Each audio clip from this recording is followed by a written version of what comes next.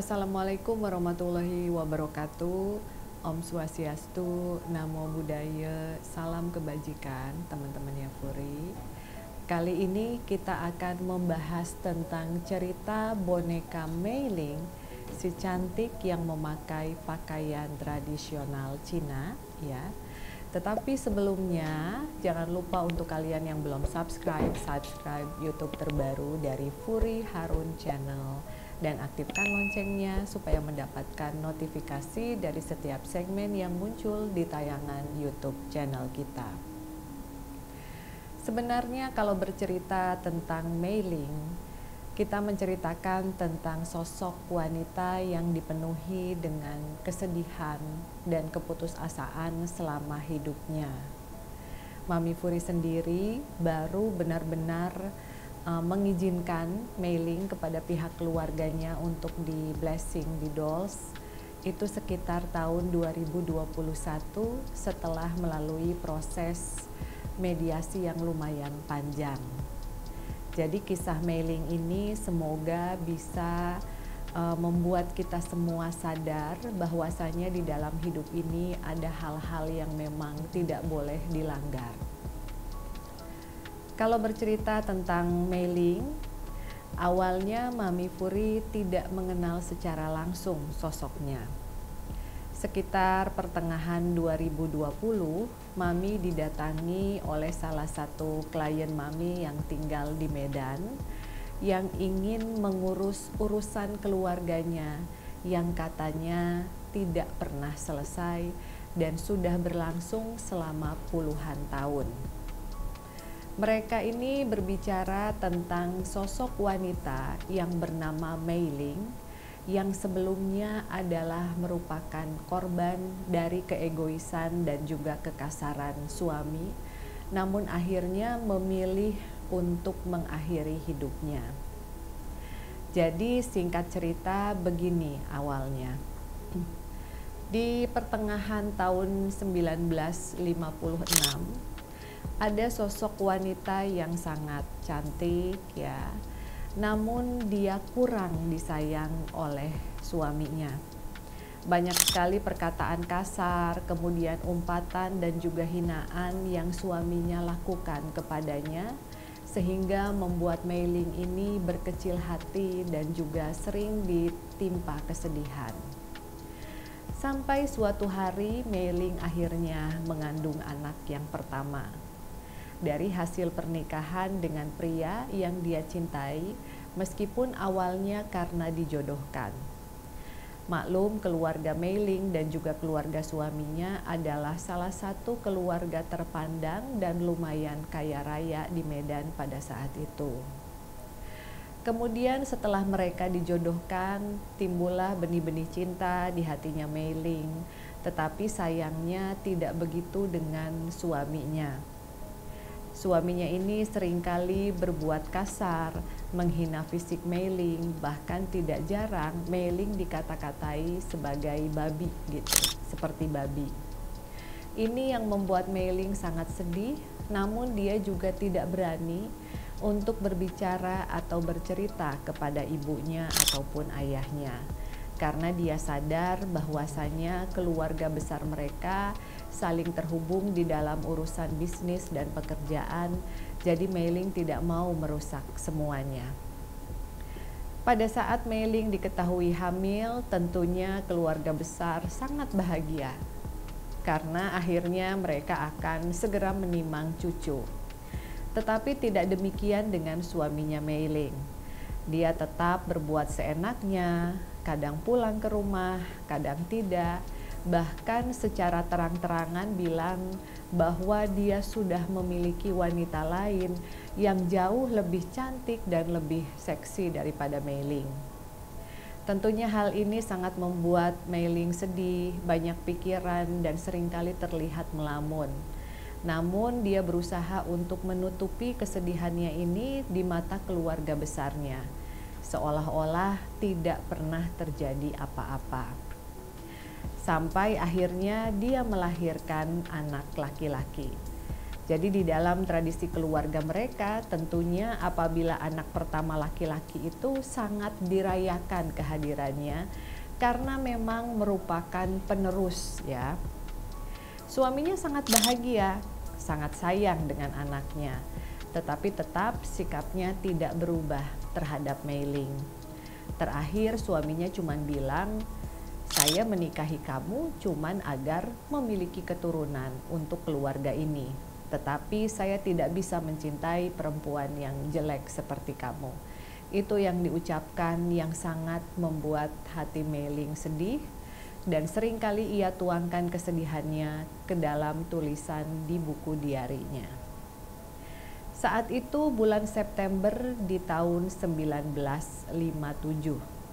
Setelah dia melahirkan, dia memutuskan untuk menulis surat dan meminta maaf kepada ibunya, ayahnya, serta keluarga besarnya karena dia akan mengakhiri hidupnya. Dia bilang dia sangat mencintai suaminya, tetapi dia tidak pernah diperlakukan dengan baik dan sering dikata-katai. Tadinya dia sangat ingin anaknya ikut serta meninggal dengan dia. Tetapi setelah dia pikir-pikir lagi, anaknya ini tidak bersalah dan semoga anaknya kelak menjadi anak yang baik, berbakti, dan bisa menghargai wanita tidak seperti ayahnya. Setelah menulis surat tersebut, akhirnya Mei Ling memutuskan untuk gantung diri melalui di dalam kamarnya ya waktu itu. Di dalam kamarnya, lalu dia mengambil kain, lalu dia menggantung diri. Tidak lama setelah itu keluarganya mengetahuinya, terutama ibunya sangat sedih, sangat shock ya. Karena dia baru saja mengetahui bahwa sebenarnya putri satu-satunya, putri kesayangannya dia itu ternyata tidak pernah bahagia di dalam pernikahan. Ibunya merasa sangat kesal, sangat marah terhadap suaminya Mei Ling, namun dia juga kecewa terhadap dirinya dia sendiri yang menurut dia saat itu egois, menjodohkan anaknya hanya untuk ibaratnya pamor keluarga tanpa memperhatikan apakah Mei Ling ini bahagia atau tidak. Singkat cerita, ibunya ini akhirnya memasukkan Mei Ling ya ke peti jenazah dengan make up yang sangat cantik, dengan lipstik yang merah seperti ini, rambut hitam tergerai panjang ya dengan pakaian berwarna merah. Namun selain itu, ibunya juga menyimpan pisau di peti jenazahnya Mei Ling. Ibunya bilang, kamu pegang pisau ini dan kamu balas dendam terhadap suami kamu. Seperti itu kurang lebih kata-katanya ya, yang diingat oleh kliennya Mami. Akhirnya peti jenazah itu ditutup dan Mei Ling pun dikuburkan. Sejak saat itu, suami Mei Ling menjadi orang yang sepertinya seringkali melamun, teriak-teriak seperti dikejar-kejar hantu, tetapi tidak bisa meminta bantuan kepada siapapun. Jadi benar-benar keluarga itu seperti dihantui oleh sosok Mei Ling. Kemudian pernah juga katanya beberapa paman meminta mamahnya untuk mengambil pisau yang ada di dalam tubuh jenazahnya Mei Ling, lalu kemudian didoakan agar arwahnya tenang, namun ibunya menolaknya. Alhasil tidak berapa lama, sekitar 3-4 tahun, Mei Ling meninggal dunia, suaminya menjadi gila. Dia selalu teriak-teriak bahwasanya Mei Ling mengejar dia dan membawa-bawa pisau. Tetapi tidak ada satu orang pun di rumah yang melihat Mei Ling. Hanya suaminya saja yang dia kejar-kejar, yang dia seolah-olah akan membunuh suaminya itu. Sampai akhirnya suaminya berobat kemana-mana tidak sembuh, sempat dimasukkan ke rumah sakit jiwa, sempat juga diobati di tabib, bahkan di orang-orang spiritual, tetapi tidak pernah berhasil. Itu adalah kejadian di keluarga tersebut tahun 1956 ya, 57. Tetapi tidak sampai di situ. Setelah suaminya meninggal tahun 1960, rumah yang ditinggali oleh suami dan juga Mei Ling, ya pernah ditinggali mereka, menjadi rumah yang angker dan akhirnya sempat beberapa kali dirubah oleh keluarganya. Sempat dijadikan penginapan, sempat juga dijadikan toko, sempat dijadikan kantor dan terus-terusan berubah, ya. Kemudian rumah itu pun sempat akan dijual, tetapi ada beberapa anggota keluarga yang tidak setuju dan sampai sekarang rumahnya masih ada. Bahkan tidak jarang sosok Mei Ling juga selalu menghantui. Kenapa tiba-tiba ada hubungannya antara Mei Ling dengan Mami Furi?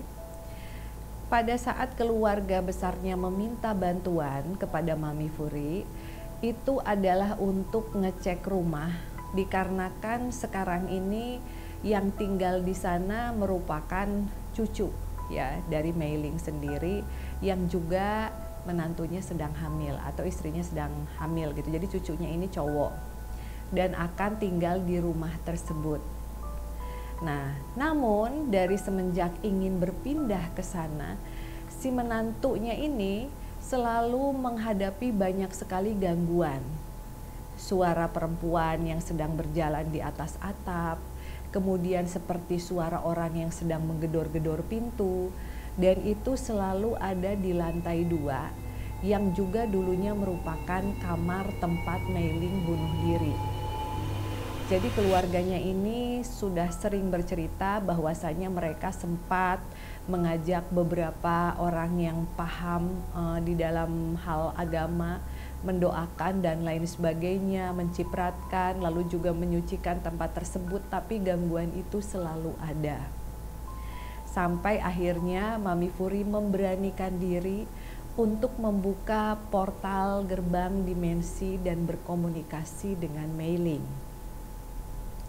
Saya bilang seperti ini, Mei Ling, saya tidak tahu kalau di dalam kepercayaan kamu seperti apa, tetapi di dalam kepercayaan yang saya tahu, meskipun bunuh diri itu sangat dilarang, meskipun bunuh diri itu tidak boleh dilakukan, tetapi Mami Furi cuma bisa mendoakan, semoga kamu bisa melupakan masa lalu kamu dan berhenti gentayangan serta meminta balas. Karena suami kamu sudah meninggal. Meninggalnya juga sudah lama. 3 tahun sejak Mei Ling tidak ada. Mei Ling tidak adanya tahun 1957. Suaminya tidak ada tahun 1960. Setelah itu suami kamu udah nggak ada. Dendam kamu sudah terbalaskan. Saat ini yang akan tinggal di rumah tersebut adalah cucu. Tentunya cucu ini adalah orang yang kamu sayangi karena merupakan darah daging kamu sendiri. Berhentilah mengganggu, berhentilah membuat cucu, menantu ataupun keluarga kamu merasa ketakutan, dan jadilah sosok yang pemaaf dan juga bisa menjaga. Saya bilang seperti itu. Pada saat itu Mei Ling hanya menangis karena dia menyesali perbuatannya. Dia juga takut tidak bisa pulang karena Tuhan sepertinya tidak mau membukakan pintu maaf. Kalau urusan yang itu kan kita juga, Mami Furi bilang, Mami tidak paham, tidak mengerti. Sebagai manusia kita hanya bisa berusaha dan berdoa, mendoakan Mei Ling gitu, yang sudah melakukan hal-hal yang tercela seperti bunuh diri, itu kan tidak boleh di dalam ajaran agama apapun. Setelah berkomunikasi dengan Mei Ling, tidak tahu kenapa setiap kali Mami melihat boneka ini, jadi Mami cerita dulu ya, boneka ini Mami bikin sebelum Mami mengenal Mei Ling. Jadi beberapa bulan sebelum Mami mengenal Mei Ling, Mami menghubungi Kak Maria dari The Doll with Soul. Mami bilang gini, Mar, bikin itu dong boneka Chinese ya, yang rambutnya panjang, cantik, bajunya merah.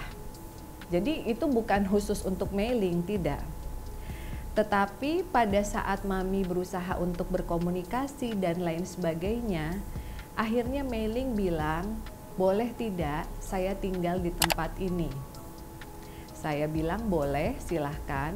Tetapi tempat ini Mami Furi sediakan hanya untuk sementara, karena yang namanya orang itu memiliki waktu yang terbatas.